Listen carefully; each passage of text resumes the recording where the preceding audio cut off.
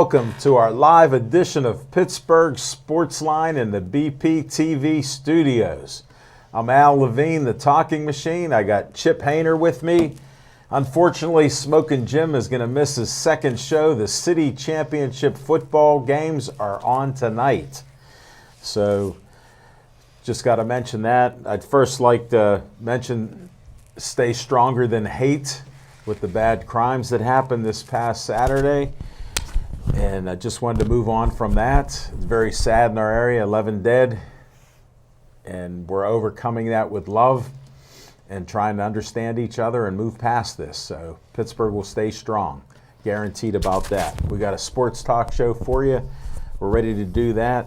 You can watch us on Comcast 7, only in Bethel Park, Verizon 32 in Bethel Park, and all the way from Nemacolin to Cranberry, Wexford, and all points in between. Thanks for watching us, and thanks for liking our page. We got 6,778 likes. Thanks for watching our shows and liking our page. We appreciate that. We also have some sponsors that I'd like to bring up. First, Olive Oil's Pizzeria right here at Hillcrest, 412-831-1900. They sponsor our show with a pizza and a hoagie. Thanks to Frank Fanera for doing that. We appreciate you. Next, I have the Bethel Park Historical Society Schoolhouse Arts and History Center right there on South Park Road and Park Avenue up there. Great facility run by Bill Havether. They got a lot of great things going on there, and they got Santa Claus and Mrs. Claus coming up. Stay tuned for that. They have a business Saturday coming up in November, so check out their activities and support what they do there. They're a 501c3. You can donate whatever you want to there, and it's tax deductible, so check that out. We end each show with Stay Joey Strong. It's a 501c3. Poor Joey died before his 9th birthday with the dreaded cancer, DIPG. And we honor him all the time with that, with different events and things that he's done in the neighborhood and different groups that they have. You can check it out at Joey Fabus Childhood Cancer Foundation. Check it out. Dave Cable likes to have some fun at my expense. Uncle Al wants you for BP TV. Give us a call, 412-831-3304. Tell them Uncle Al sent you. Call Dave Cable, 412-831-3304. You can be a volunteer here and run the studio, cameras, sound system, and everything else. Makes us look good like we are. Next, I have another group, Bethel Park Community Foundation. They have money for you, $100 to $5,000 for your group and whatever activities you're trying to promote in Bethel Park for the good of the community.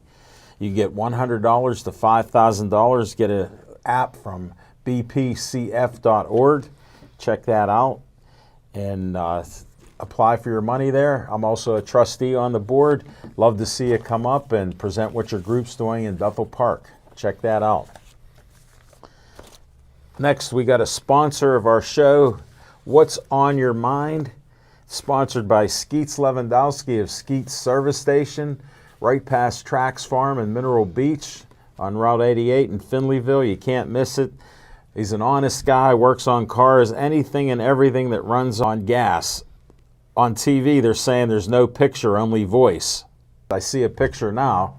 All right, we're going to start our show with What's on Your Mind? Chip Hayner. What do you got? What's on my mind? Sometimes, in the grander scheme of things, that I take certain pleasures in certain things. Like I will never, ever watch a Cowboys loss and not enjoy it, I understand that. By the same token, even though for the last 20 years, they really haven't been a rivalry team of ours, I recall all the games in Municipal Stadium and Old Three Rivers Stadium where the Cleveland Browns and the Pittsburgh Steelers would go at it tooth and nail. And sometimes Cleveland gave as good as it got, but usually, more often than not, the Steelers would come out on top. And this past Sunday was no different, but for the fifth time, since they have come back to the NFL in 1999, this is 20 years now, the Pittsburgh Steelers were responsible for getting Cleveland's current head coach fired. Wow. Not only was the whooping that we gave them on Sunday so drastic, the head coach got fired, but our old offensive coordinator got fired as well, Todd Haley. What a shock. And I just got to mention about the absolute, complete, and utter ineptitude of whomever is running the Cleveland Browns organization. Now, Jimmy Haslam, who's the owner of the Cleveland Browns, was at one time a minority owner of the Pittsburgh Steelers, and you think he would have learned something about stability. But no, he did not. But, you know, being that he was trying to keep the coaching staff intact, when a coaching staff produces one win out of 32 games over 2 seasons, it really doesn't make any sense to keep them going into a 3rd season. And you know what the saddest thing about firing Hugh Jackson yesterday was? He was having the best season of his career. He got twice as many wins this year as he has the last 2 seasons. And his reward for his hard work and his dedication, where he was given his pink slip, and then shortly afterwards, everybody thought Todd Haley would be the heir apparent. But apparently, Todd doesn't play well with others. It was that way here in Pittsburgh. It was here in the bars in Pittsburgh. It was here in the quarterback room in Pittsburgh. You know, he wore out his welcome rather quickly in Kansas City.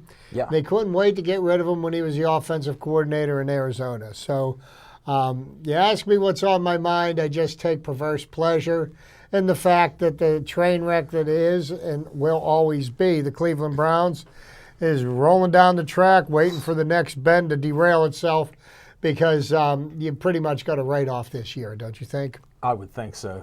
That's what's on my mind. Wow. Thank you, Chip Hayner. Can't argue with your point. I bleed black and gold, but I actually have empathy for the Cleveland fans. You know? I can tell you what, you talk about loyalty. They have it. No, I respect it, but it's gone.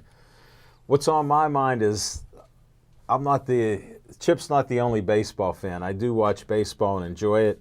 Watched the World Series this year. And who would think a guy named Steve Pearce would be the MVP and was an ex-Pirate? And he was also an ex-teammate on 12 other teams, 13 teams. He's 35 years old. Boy, could he hit the homers. Unbelievable what he did there to help win the series for one of the strongest teams in history, 108 wins, 119 wins totally. I mean, you got to appreciate the Red Sox. I'm not a big fan of the Boston teams. I like our City of Champions over theirs. And I just had to acknowledge that I did watch the World Series and saw what they did. So I'm amazed at that, and just had to put it out there that it was interesting to watch all the maneuvers from both managers and see how the one thing bothered me the one day Cora went out there and Hill gave him the ball and they didn't exchange any words. I'm thinking, how's the guy not want to pitch when he has a one-hitter? Here he did want to pitch, but Cora always come out No, and that took was him Roberts. out. Or Roberts was Yes. always sorry, I misspoke there. Robert, between both of those managers and all their maneuvers with bullpens and everything else, but Roberts always came out to get Hill, and that's what Hill assumed he was going to do, is just take him out, so he just handed him the ball and left. And meanwhile, he wasn't ready to go, and it caused a little bit of controversy, and look what happened. They started scoring runs. So How about Friday night's game? 7 hours and 20 minutes, 18 innings, the longest game in World Series history. Unbelievable. I didn't make it. My son Drew did. He saw the whole game. I'll tell you what, it's probably one of the best games I ever slept through. I slept like a baby too and heard about it the next day. But it was quite the World Series. 2 big market teams like that. Just amazing what they did. And got to give Boston credit for beating 100-win Yankees, 100-win former champs Astros, and then beating LA with one of the biggest payrolls in baseball. So they did it the old-fashioned way, won more games than the other team, and out-hit them, out-homered them, and did that. So that's what's on my mind.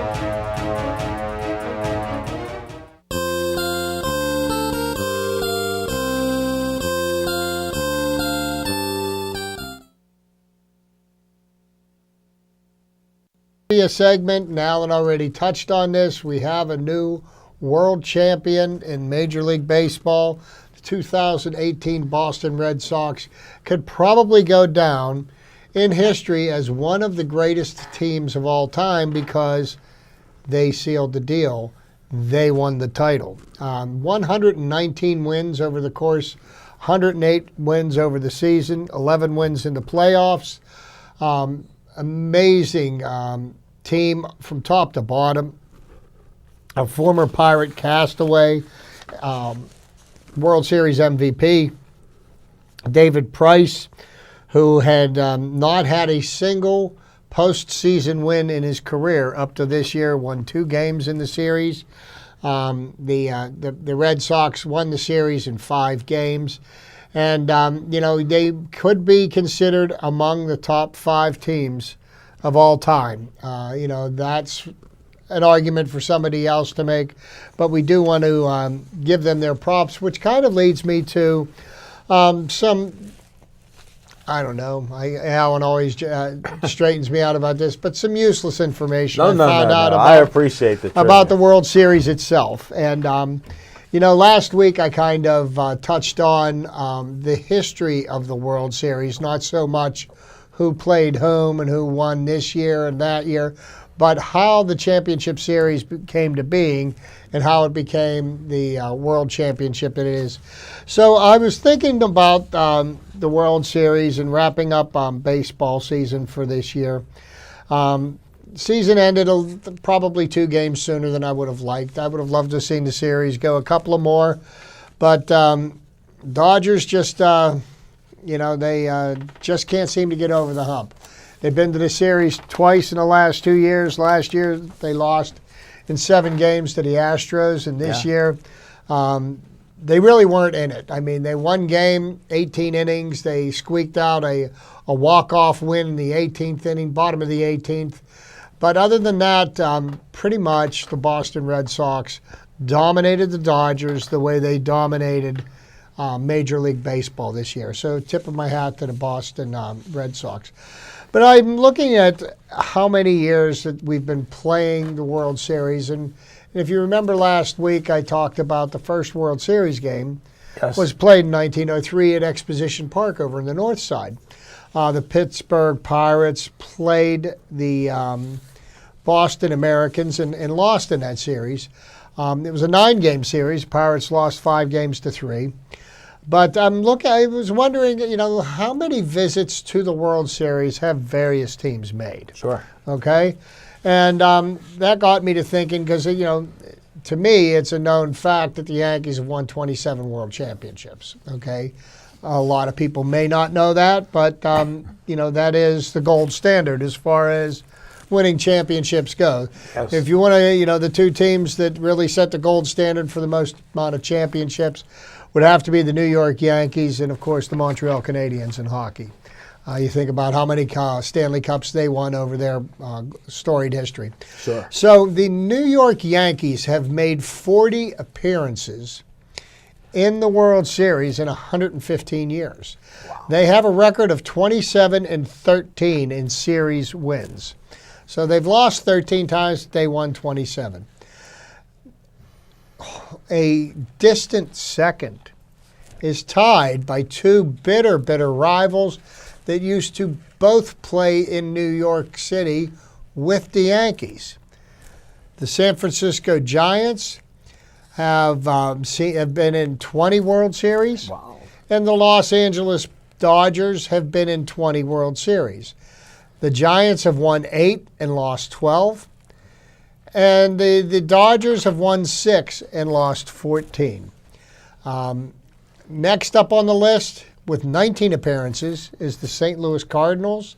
St. Louis Cardinals have 11 wins and 8 losses in World Series competition, followed up by the Oakland Athletics / Kansas City Athletics / Philadelphia Athletics. Wow, that's going back. 14 appearances, 9 World Series championships, 5 losses, followed by the Boston Red Sox with 13 appearances.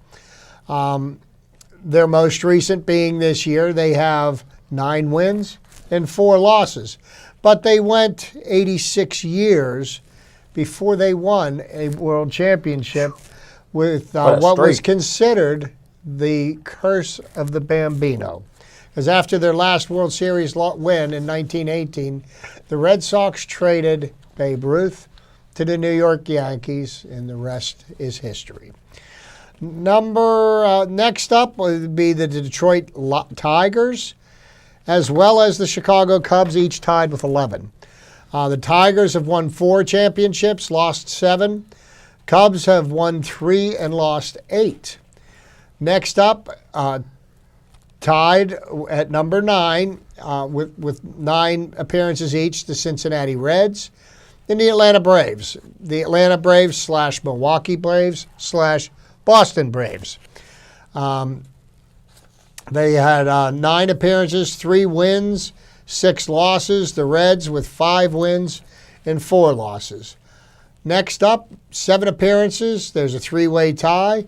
Pittsburgh Pirates, the Baltimore Orioles / St. Louis Browns / Milwaukee Brewers, which happened to all fall under the headline of the Baltimore Orioles. Had 7. The Philadelphia Phillies had 7. Pirates had 7. With the Pirates lead the pack with 5 wins and 2 losses. And each of the Pirates' wins in World Series competition, the Pirates have won every series that they won in the World Series by winning the 7th game, winning 4-3. I thought that was kind of an interesting statistic. Baltimore has won 3 World Championships, lost 4, and the Phillies have won 2 and lost 5.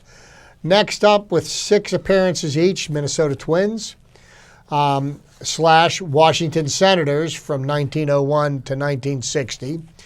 With 6 appearances, the Minnesota Twins winning 3 World Series and losing 3. The Cleveland Indians with 6 appearances, 2 wins, 4 losses. That last win coming in, I believe, 1948.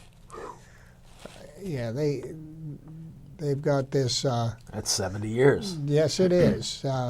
Quite a bit longer than the Pirates, but the Indians have been to the World Series within the last 2 years. They knock it on the door, they can't get in. Chicago White Sox, 5 appearances, as well as the New York Mets. The Mets have only been in existence since 1964. The White Sox with 3 World Series wins, 2 losses. The Mets with 2 wins and 3 losses. Next up, next after that would be the Kansas City Royals of the American League. 2 wins, 2 losses, 4 appearances. Next up, we've got the Miami Marlins, 2 appearances, 2 wins. The Toronto Blue Jays, 2 appearances, 2 wins. The Houston Astros with 2 appearances, 1 as a National League team, 1 as an American League team with a win in the American League.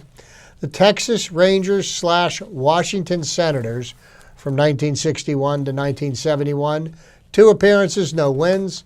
The Padres, no wins, 2 appearances. Los Angeles Angels, 1 appearance, 1 win. Arizona Diamondbacks, 1 appearance, 1 win. Then you've got the Tampa Rays, the Colorado Rockies, the Milwaukee Brewers, the Washington Nationals / Montreal Expos, and the Seattle Mariners, all with Tampa, Colorado, and Milwaukee Brewers have all made 1 appearance and no wins. So that leaves us with how many teams have never won a World Series? And that number last year changed from 8 to 7 when the Astros won their first. But the 7 teams that have never won a World Series would be the Texas Rangers, the San Diego Padres, the Tampa Bay Rays, the Colorado Rockies, the Milwaukee Brewers, who were the Seattle Pilots before they became the Milwaukee Brewers, the Washington Nationals, or Montreal Expos, and the Seattle Mariners all have no wins. And the Nationals and the Mariners have never made an appearance in the World Series. And I think the thing that's most disturbing about that, looking back at the history of the World Series, and the last time that we did not play the World Series was in the fall of 1994. And that year, the players went on strike, and the owners, to be vindictive and hurt the players, canceled the World Series.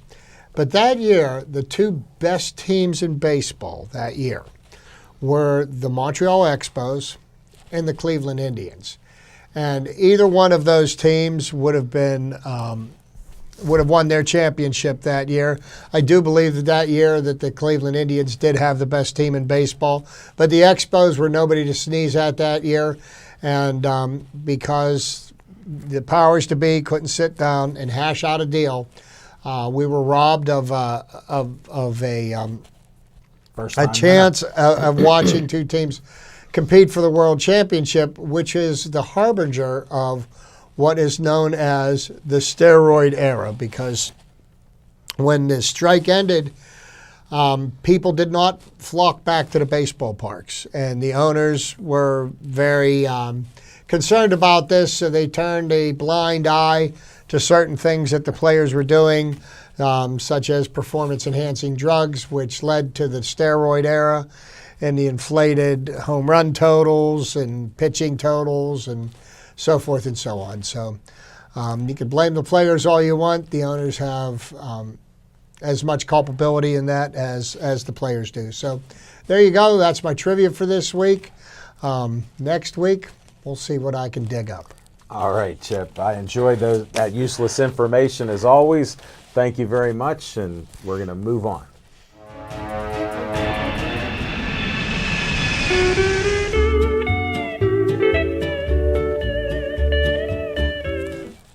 Thank you. On location, we're looking at November 12th, Olive Oil's Pizzeria and more, 930 Brookline Boulevard, 7:30 to 8:30. We've got a great show lined up with some guests. One of the guests, I can tell you, reached out to me. He's a doctor, Dr. Bill Wetmore. He does things with athletes and helps them to prevent injuries. He had a son that played hockey and was never injured. He invited me to get some testing done at his house or wherever his place is. They check something with your shoulders and your flexibility and different things, and then they tell you what exercises you should do and what you should do to work out to prevent those injuries for the future. So somehow they can foresee what's going to happen in the future when you play sports. So I thought that's a pretty cool guest, and he'll be on our show as one of our guests. We got about 4 other guests coming, and hope you can make it out there. There's great food, great pizza, great hoagies. You name it, pasta's good, salads are good, all the food's good. After all, he's right here in Hillcrest and has a couple other shops too in Washington and Canonsburg. So check that out. We'll be there. Smoking Jim and I will be interviewing people, and it starts at 7:30 to 8:30. And come on out, enjoy the show, and interact with us, and we'd love to have you there. That's November 12th. That's a Monday, 7:30 to 8:30. And we're going to come back, and we're going to talk some Steelers.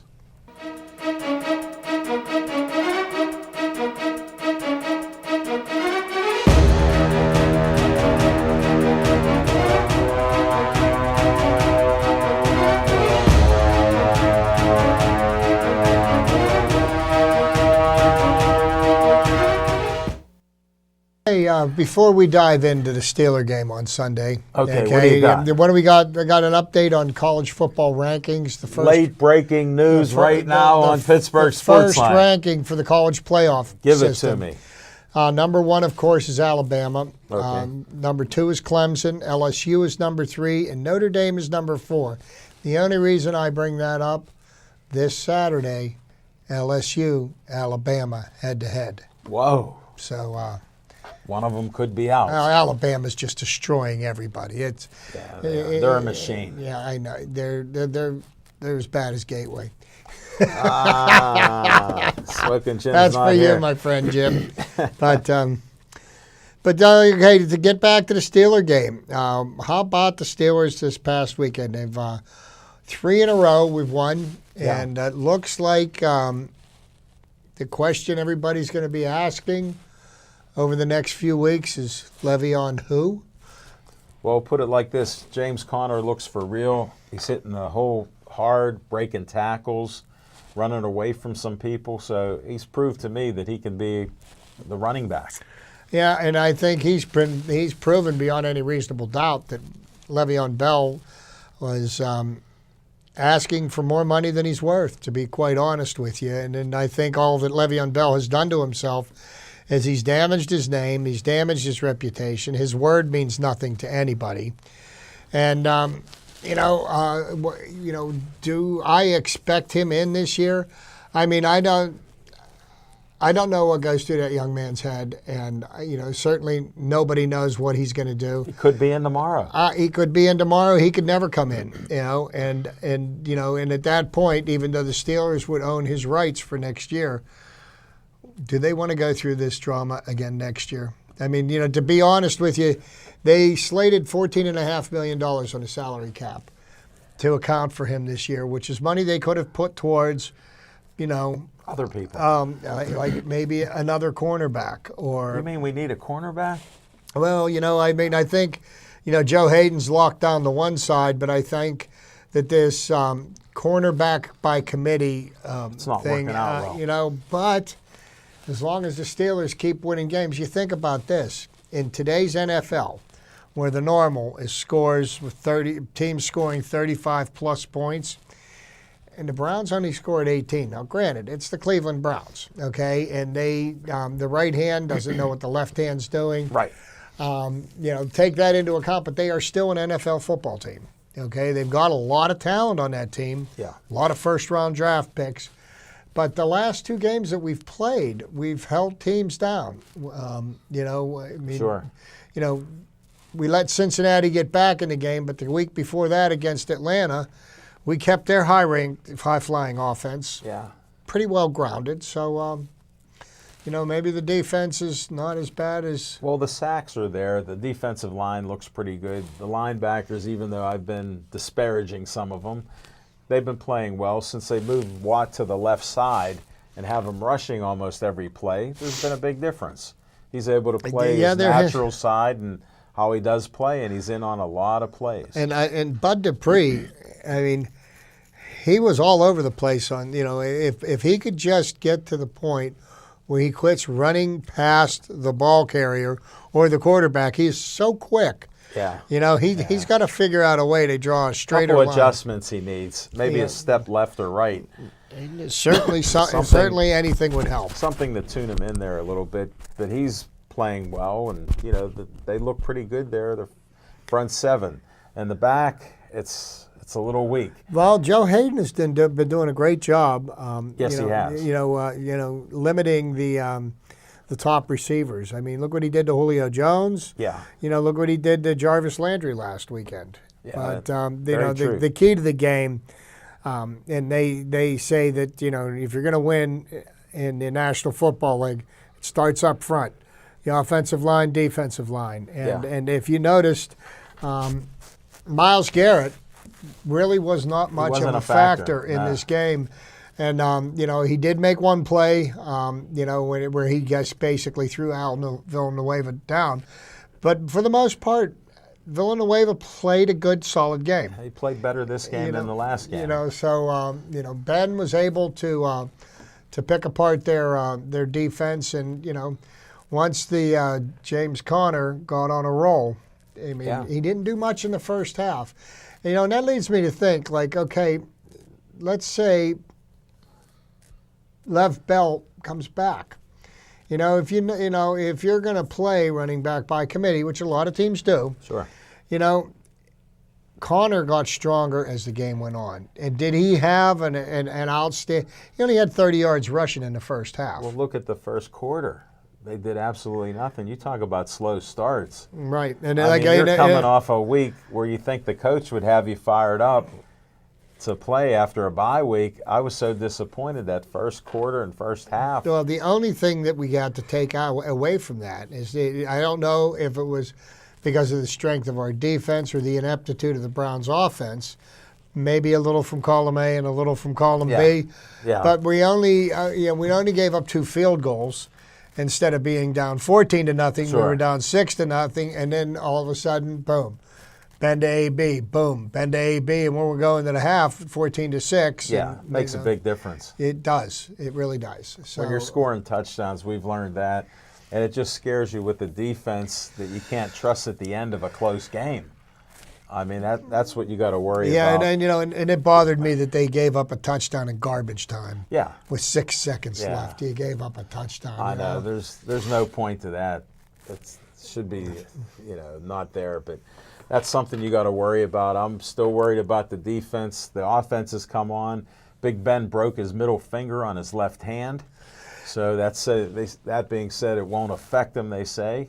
So well, we'll and then then there is the gaffe by the special teams. Now, I can't even bring that up. Yeah, well, That's you got to bring shocking. it up because unfortunately, it didn't cost us to lose the game. Oh. But how do these guys not know the rules? And I blame the special teams coach. I mean, he should have told everybody, okay, now this is a live ball. You must cover the ball. This is not a punt. And how the players didn't know that, and the players have to accept it. They were backing away from it. That was shocking. Well, Rosie Nix had no business calling for a fair catch when he wasn't going to catch the ball. And Switzer seems like a smart, competent guy. But once Rosie makes the fair catch, he can't catch the ball. See, so he knew he wasn't supposed to do that. The only fortunate thing about that play is that as per the rule, the team that recovers the ball can't advance it. Otherwise, Cleveland would have. That would have been 7 points right there. And even though they did ultimately score and missed the extra point, it took them a while to score. Our defense made them work for it. But no, that was such a shocking play. I've watched football my whole life, and I think that's just common sense that you know that. So for that to slip through like it did, and I understand the confusion with fair catch and not being able to catch it, but it is a live ball. So, I mean, that makes it so shocking, but we did overcome that among many other things, and Connor did shine in the second half, just looked like a beast. He truly did. Breaking tackles, running, catching the ball, a couple nice catches. So we have that to look forward to. If Bell comes back. At this point, you know what? I think he'd be doing the Steelers a favor by not coming back. I mean, I honestly don't think that the Steelers need him to win. They just proved it. Yeah. And right now, by the way, the Penguins are down to the Islanders 2-1. Oh my goodness. But I'll have to watch that when I get home. We'll monitor that as we continue along through the show. But Steelers, it's Ravens week again. Yeah. It's Ravens week. And the Ravens have a decent team. They have a decent team, but they've lost 3 of their last 4 games. They've lost 2 in a row. Well, as Bob Prince would bring up, the hidden vigorish. The hidden vigorish, right. I hate to see when they lose 3 out of 4. Speaking of Bob Prince, today, 1975, KDKA terminated Bob Prince and Nellie King. Wow. What a sad day. Yeah, it was a sad day, but the KDKA canned Bob Prince, who was a longtime Pirates announcer, anybody my age or of similar gunnerisms. There was a bug loose on the rug, and a can of corn. There was a Hoover job, a bloop and a blast. Mazeroski and Alley. The Hoover job, Chicken on the Hill with Will. Yeah. I mean, you name it. We could go on and on. Then don't ever forget what took us to the 1960 World Series, the green- green weenie. The green weenie. Yeah. Those were the days, my friend. Who's your friend that loves our baseball trivia? I bet you he remembers the green weenie. Skip Atkins. Skip. Yeah. Yeah. Shout out to Skip. Yeah, there you go, Skip. I remember the green weenie. The green weenie, buddy. So, yeah, it was Probably have a couple now. 1975. KDKA canned Bob Prince and Nellie King. Yeah, I ended up meeting Nellie King one day, and what a nice, quiet, subdued guy. I shook his hand, said, I enjoyed listening to you with the gunner there. He goes, I didn't always get to talk, but I did get a few points in there. And he got his nickname for his, the gunner. They called him the gunner because he had like a machine gun staccato to his voice. He was just like bang, bang, bang, bang, bang, bang, bang. Definitely. What a legend. Always enjoyed listening to baseball. On the radio, he could actually form pictures in your head by his descriptions. Yes. Yeah. And his crazy stories, too. And I do remember, my favorite world championship of the three that have been won by the Pirates in my lifetime. The first one, I was only 5 weeks old, so I have no recollection. But They had you listening to it. The world championship in 1971, when Clemente won the MVP and Blas pitched the last Game 7. And, we had to sneak a transistor radio into school. And, you had an earphone and you turned the game on and you had your desk. You had your desk that folded up like this and you had the earbud in your earphone in. And then, you put the teacher would come by, you'd put the desk down and the earphone would come out. She'd hear the game, take your radio from you. But that was back in the days when all of the World Series games, with the exception of Game 3 that year, were all played in the daytime. Yeah, they were daylight games. The first night game played in World Series, Bruce Keeson pitched, was at Three River Stadium. Wow. The Pirates and the Orioles. But little extra trivia for you from Chip Hayner. You can't beat that. Some fond memories of the baseball days there and the winning. Yeah, the I was 70s. 12. Yeah, I was 11 years old. So I was at the prime of my baseball career playing. We idolized the Pirates. Same with us. I grew up in Green Tree, definitely. So getting back to the Baltimore Ravens, the Ravens have been reeling lately, and it really, I tell you this, when the Steelers and the Ravens play, throw the records away. They just they go at each other, and it's not like when the Steelers play the Bengals. When the Steelers play the Bengals, I see some of the dirtiest football I've ever seen, cheap shots and everything. When I watch the Steelers and the Ravens, I watch some of the most physical football games, but it's all done out of mutual respect. Sure. They go at each other, and at the end of the game, they shake hands and they walk off the field because there's a mutual respect from the players on both sides. It sure seems that way. But I mean, it's as violent a football game as you'll see. When we play the Bungles, it's a little some of the dirtiest football you've ever seen. Yeah, and it starts out that way and ends that way. So, it continues. But I'll tell you, there's a difference with the Ravens. We'll just see if we can get the Flacco here and get him off of his game. Yeah, because he handed us our lunch last time we played. Made us look terrible. Yes, he did.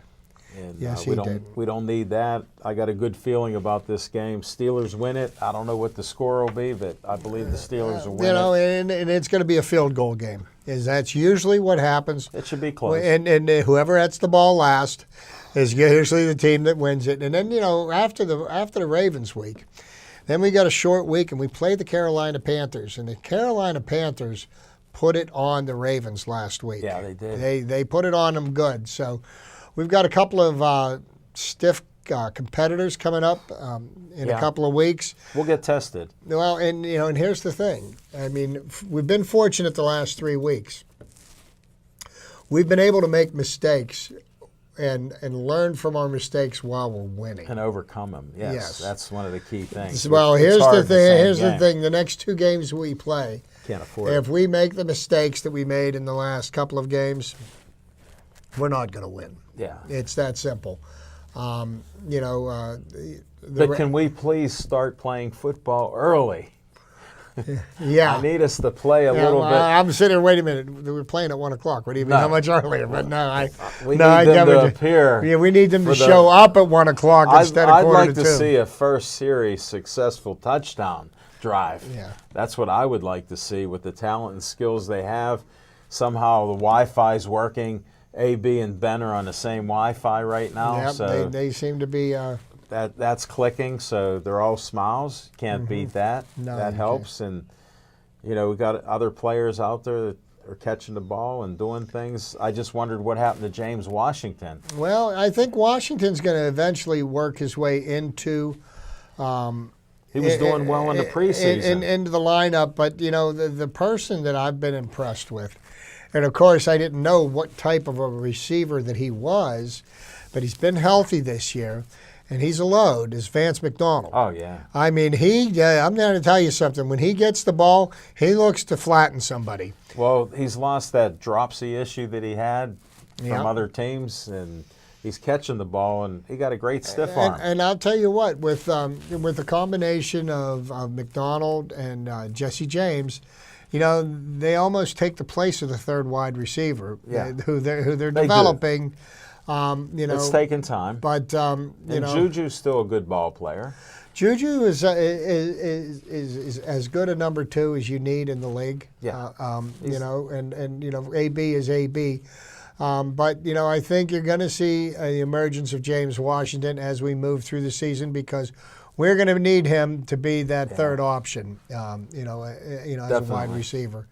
And Switzer surprises you. He can catch a ball. He can catch a ball, but He doesn't have that height, though. No, he doesn't.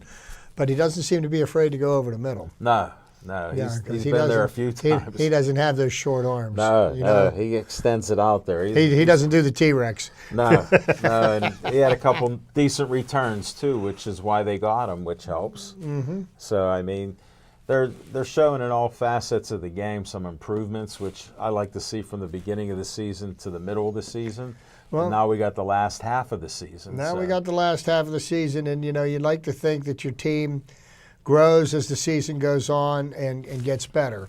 Yeah. And let's hope that that they peak at the right time. Well, Tomlin usually gets them to peak near the end, so. Well, they're going to need it because they got the Patriots coming up, and there's a lot of games that, but there was a number of games that you looked at with the Steelers earlier in the year, and it was like, oh boy, I mean, how the Steelers going to do this, and now some of those teams don't look so good. No, you got Oakland and. Oakland stinks. Yeah. I mean, they're 1-7. They're 1-7, and they're having a fire sale. They traded off Amari Cooper. $100 million coach, and he wants his team. Now their number 1 receivers, Martavis Bryant. If that's your number 1, you're in I didn't trouble. even see him in the statistics last week, so I don't know whether he caught anything or not. Yeah, well, Who knows? Who knows? But the trade deadline passed 4 o'clock. Steelers didn't make any moves. No big surprise there. No. Considering a lot of different factors weigh into whether or not you can make a trade, in the NFL. I think much more so than other leagues. With baseball, with no cap limit on what you can spend, Sure. It's not that much of a big deal. But, you've got X number of dollars allotted, for, Well, you various could- places. And then if Yeah. the guy's signed for a couple of years, how does that fit into your long-term plans? That's what you got to worry about. If you get just a pure rental player, it's possible because we saved some cap money, believe it or not. Well, we did by You know, not paying yeah. Lev Bell, By but not paying him, we have saved millions there. well, so. we had saved millions, but and in the long run, I know we hurt the team, because Well, both parties are at fault on this. Oh, there's they no both question. drew the line, and Well, the Steelers were only following the letter of the collective bargaining agreement that 31 of the 32 teams ratified. They couldn't ratify it fast enough, and the only team that did not Steelers. ratify it were the Steelers. And I was listening to Ramon Foster, who's the Steelers player rep right now, talking about why the Steelers were against it, and giving Goodell the power that they gave him, and the contract situation with no guaranteed money and the franchise tag. the Steelers foresaw what was going to happen with that. Well, they're the only now team. everybody's mad about it, but they can't do anything about it until 2022. Right. Okay, so You do have a CBA. If I was a player and a member of the players' union, I would seriously consider whether or not DeMaurice Smith is the right man to run the National League Football Players Association, because he didn't do the players any favors. No. And the mess that they're in right now, you can blame the owners all you want. The owners were looking out for their interest. They're the ones that have put all the money up on this. Sure. The players, they're for lack of a better way of putting it, players are like the equipment. Yeah. I mean, they're. No, it's true. And a lot of these times, like I say, I've been a strong union person my whole life, but they created this union to help a select few of the players, not the majority of the players. And we see the tails wagging the dog. Mm-hmm. And that's not a good thing when the tail's wagging the dog. So No. I can see the discrepancies there. There should have been a little more flexibility given to the players' union, not just with Goodell. Because look at what he's done. He's screwed up each decision that he's made. So And there's no consistency in the way he. no, it's almost a whim. Whatever the latest like whim is. whatever discipline he meets out, it's like, well, let's see how this is going to play. Let's see how that's going to play. I mean, look, they didn't suspend Vontez Perfect because they didn't want it to get into. How does it happen? You fine a guy $112,000 and he's not done for the year. And for doing the same thing that he's already been fined for 13 times. Right. This is not his first offense. Right. Okay. Or his last. So. How he's still playing, to me, in a league, guess what? He should just be banned for at least a year and probably forever. And if you're looking at the caliber of his play, he's not going to be he's not going to be at the Pro Bowl this year. No, it'll be a little short. But just another update on the Penguins. We're tied at 2-2.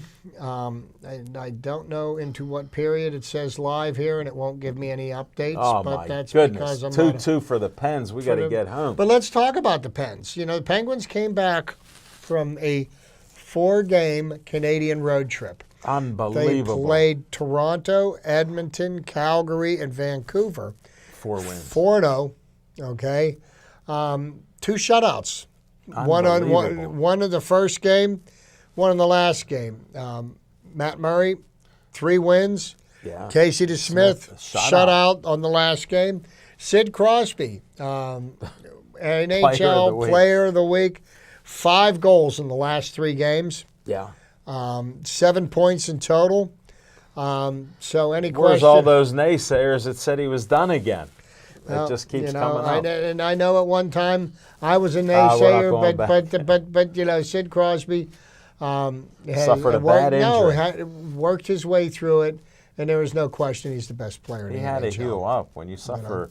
So the Penguins, had festivities scheduled for tonight that were Halloween themed, which they canceled, and they're taking up collections for the families and the victims of the tragedy on Saturday at the Tree of Life.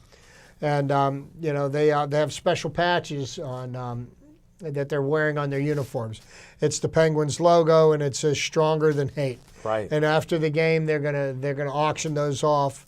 The That's proceeds great. go in. What a class organization. Yesterday they had a blood drive, because of the massive amounts of blood used by 4 police officers went down on Saturday. And a couple other people were injured, sure. Those brave officers probably prevented a lot more people from being killed.